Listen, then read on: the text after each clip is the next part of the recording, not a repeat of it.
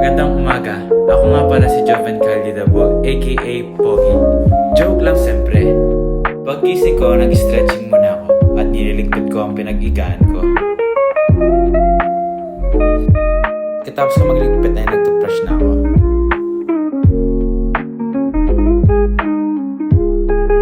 Dalawang itlog nga pala ang lulutuin ko.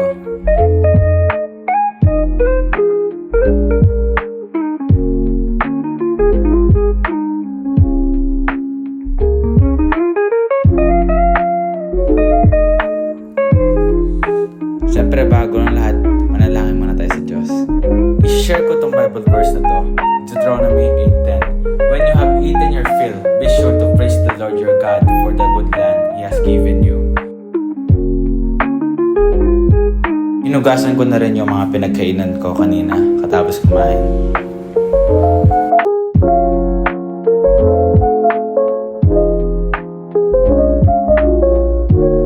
Agad-agad na ako naligo at nagbihes dahil ngayon ay mag-jogging tayo.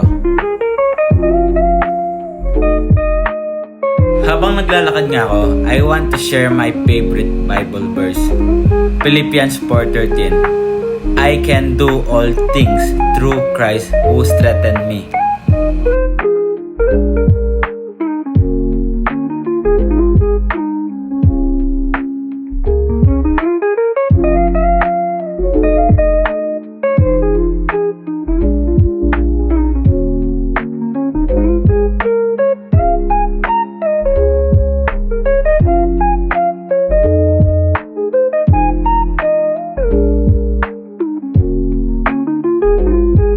Katapos ko nga maglakad-lakad ay napag-isipan ko na mag-jogging kasi kanina pa ako naglalakad.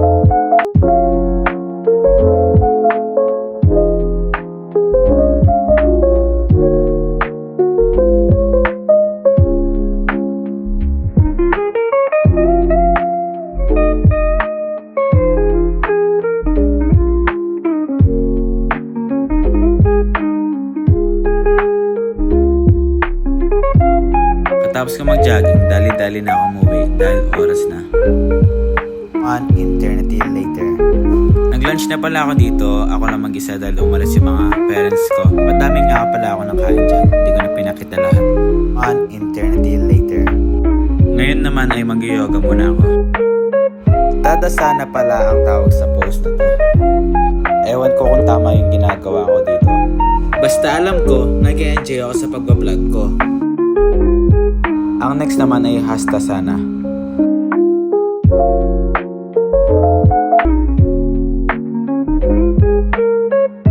Ang next naman ay Uttanasana. Ito pala yung pinakamahirap na pose at napakasakit talaga sa likod.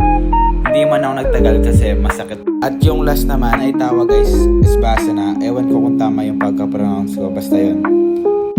Kakatapos ko nga lang maligo dito at kumain na ako agad. Sinuot ko yung damit ko kanina kasi hindi naman nadumihan. Katapos ko kumain ay kakain ako ng favorite kong avocado. Ewan ko kung anong tawag dito basta napakasarap talaga.